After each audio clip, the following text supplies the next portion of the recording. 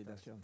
El impacto de la guerra es un crash, Muy grande, a nivel mundial. Trastocó todo. Vos sabés que poco tiempo después que se lanzó la guerra, Thomas Friedman, un gran periodista norteamericano, dijo: esta es la primera guerra mundial, entre comillas. ¿Por qué mundial? Y dice, porque afecta la capacidad de acceder a fertilizantes en Brasil, sube el precio del galón para el consumidor en Estados Unidos, impactan en el aprovisionamiento de gas en Europa Occidental, problemas cambiarios en Argentina, que necesita más dólares para importar el gas, problemas alimentarios en África, problemas en la geopolítica china. Es la primera guerra mundial, dijo Friedman. Y no se equivocó, es un hecho militar todavía concentrado en el este de Europa, pero la globalización de hoy es tan estructural que impacta seriamente y sobre todo en términos económicos y geopolíticos en todo el planeta. El precio de los alimentos que se disparó muy bruscamente, frente a la perspectiva de una eventual recesión en Europa y en Estados Unidos, tendió a bajar en algún momento. Ayer la soja recuperó un poco a 575, le voy a preguntar a Javi después en un ratito en cuánto está hoy, pero lo cierto es que hay una tendencia un poco a la baja, pero el precio de los alimentos en Argentina no para de volar, de crecer, quiero decir, y eso lo marcó incluso la propia FAO. ¿Qué imaginas? Bueno, hay dos fenómenos distintos. Uno es el internacional. Efectivamente, el precio de los componentes agropecuarios de los alimentos, sobre todo los granos, subió muchísimo porque Ucrania y Rusia son dos grandes proveedores que veían afectada su capacidad de aprovisionamiento. Eso empezó a ser subsanado, por lo menos morigerado. De hecho, hace poco hubo un acuerdo amparado por las Naciones Unidas, celebrado en Turquía, por el cual se empezó a permitir la salida de granos de las zonas afectadas militarmente para tratar de detener el impacto en la oferta. Muchas veces en este incremento de precios hay una sobrereacción de operadores financieros que aceleran el impacto en los precios. De modo que esos precios que subieron mucho ahora están un poco más bajos que antes, todavía no están en precios preguerra, claramente que no. Probablemente hoy por un tiempo tengamos una estabilización de precios internacionales en niveles más altos que antes de la guerra, pero ya no subiendo como antes. La Argentina tiene un problema distinto, Paulino. La Argentina tiene problemas endógenos, tiene problemas sobre todo monetarios que impactan hacia arriba, impulsan hacia arriba los precios en general. Era porque me distrae mucho porque los chicos necesitan hacer un cambio de micrófono. Okay. Marcelo, voy a tomarme simplemente un instante mientras te cambian el micrófono, así nos metemos de lleno en esto. Javi, mientras tanto, contame el correlato de cómo están los granos que estábamos hablando en el mercado internacional. Bueno, me preguntaste, Paulino, por la soja. En el día de hoy está a $535, con una baja respecto al día previo. El trigo está en $292 y el dato en la economía doméstica tiene que ver con las compras del Banco Central, que compró en el día de hoy 6 millones de dólares. Es la 10ª jornada consecutiva con saldo comprador para el Banco Central. Con un torniquete a las importaciones, de todas maneras, que tampoco es sostenible, ¿no es cierto? Para nada. ¿Anda bien el micrófono? A ver. ¿Ahora me oyen bien? Perfecto, impecable. Muy bien. No sé si eso está bien o mal, pero me van a oír bien. Sí, Marcelo, la pregunta es, perdóname, ¿este torniquete no resiste? No, claro que no. Vos conocés mucho del comercio internacional, sos un especialista en esto. Hoy Argentina está importando casi la nada.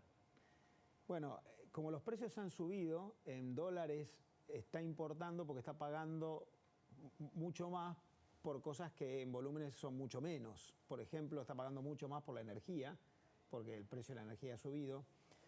Y después está importando lo mínimo necesario para sostener los niveles de producción. Ahí hay una confusión. Muchas veces se cree que la importación es enemiga de la producción.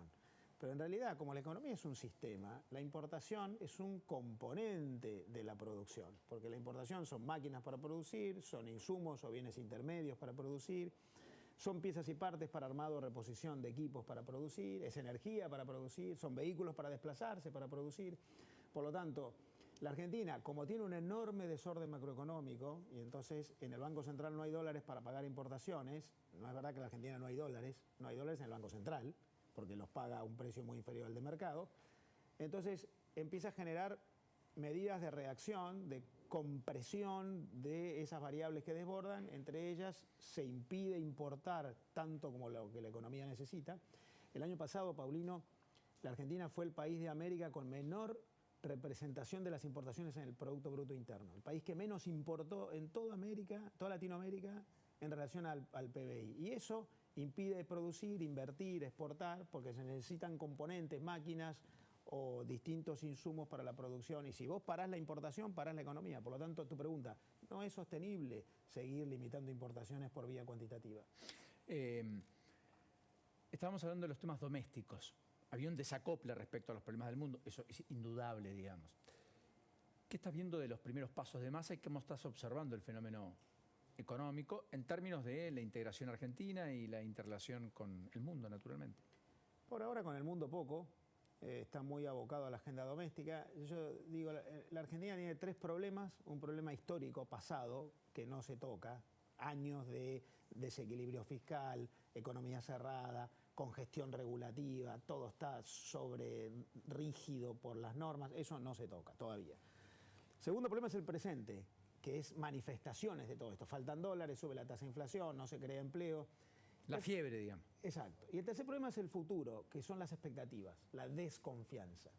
Da la sensación de que Massa este tercer problema lo está abordando. Hay una reducción de la angustia y un poquito mejor de expectativas, algunas señales. Él está diciendo, bueno, congelo el pedido de pesos al Banco Central vía adelantos transitorios, vamos a reducir el gasto público, no más empleados en la planta de personal, vamos a reducir el importe presupuestario en el subsidio de tarifas. Hay señales que están haciendo que los mercados en términos de expectativas, el capítulo futuro, están más tranquilos. Ahora, todavía no alcanza para corregir los problemas del presente, los dólares que prometió el Banco Central todavía no están, la corrección de los desequilibrios fiscales todavía no sabemos hasta dónde llega, hay poca precisión, no hay un programa a 18 meses, mes por mes, que con números te va diciendo cómo avanza. Parece estar bien orientado, pero siendo poco preciso en cómo va a lograr lo que busca y con pocas ambiciones. Debería ir con más intensidad en la búsqueda de soluciones y están incólumes los problemas de siempre, que son los de una economía estructuralmente muy antigua y con un montón de vicios que deberán ser corregidos en el futuro por otro gobierno. Que parece ser que no, claro, exactamente a eso iba, ¿no? Que no es una agenda abordable, con pocos incentivos para hacerlo, además, en una final de etapa de un gobierno, que en todo caso puede ser abordado, si es que hay suficiente fortaleza, ideas y demás, con un nuevo gobierno, sea cual fuere. Lo último, ¿sabes qué te quiero preguntar? Porque se habló mucho de lo que pasa puertas adentro del Mercosur, esta idea de Brasil de ir al encuentro de otros mercados, Uruguay particularmente planteando negociaciones unilaterales con países a los cuales el Mercosur parecería no querer ir en bloque, la idea de un acuerdo con la Unión Europea que finalmente está en un impasse, un Mercosur que nunca siquiera supo ser lo que en origen se propuso, una unión aduanera perfecta, digamos, todavía es una unión aduanera imperfecta. Pero así todo, dicen, anclarnos con Brasil nos ayudaría. Martín Tetaz dice, tengamos una moneda común, por ejemplo. O muchos dicen, no hay futuro de la Argentina en el mundo sin Brasil, digamos. Háblame un poquito de eso, aunque sea el último párrafo. Brasil es nuestro principal socio. Es el mayor destino de nuestras exportaciones, eso muy relevante. ¿Aún hoy? Aún hoy, sí, sí. La Argentina le vende a Brasil más que a cualquier otro país. El segundo es China, el tercero es Estados Unidos, el cuarto es la India, pero Brasil es el primero. Porque tenemos mucha vecindad, el costo de logística menor, hay un acuerdo en el Mercosur, sin aranceles vendemos entre Brasil y Argentina. Vos pensás, Paulino, que en el mundo el 60% de todo el comercio mundial entre todos los países ocurre entre países que se han aliado y han bajado los aranceles entre sí y han generado libre comercio. La Argentina, el único mercado relevante con el que tiene eso es con Brasil. 60% de todo el comercio mundial es entre países que tienen acuerdos de libre comercio. Solo 15% de las exportaciones argentinas entran en mercados con preferencia, principalmente Brasil. Entonces ahí tenés mucho incentivo geográfico, cultural, mucha pyme que exporta a Brasil, el sector automotriz que tiene un régimen especial para incentivar el vínculo entre ellos. Por lo tanto, el vínculo es muy fuerte y es muy importante sostener esa relación porque ya hay cadenas de valor integradas, hay muchas empresas que se abastecen recíprocamente, hay sectores como la automotriz que tienen intercambios compensados. Ahora, la relevancia del comercio entre Argentina y Brasil en términos relativos ha decrecido. Nosotros supimos hace 20, 25 años venderle a Brasil 22, 23% del total, hoy le vendemos 15% del total. Porque nosotros nos pusimos en un rol de más exportadores de granos, eso lo compra Asia, no tanto Brasil, que es competidor nuestro. Por lo tanto, hay que pensar una agenda nueva con Brasil. Y yo creo que ahí está la economía del conocimiento, la inversión en capital intelectual y el desarrollo de empresas comunes. Brasil hoy es muy distinto de lo que era hace 30 años y la Argentina no.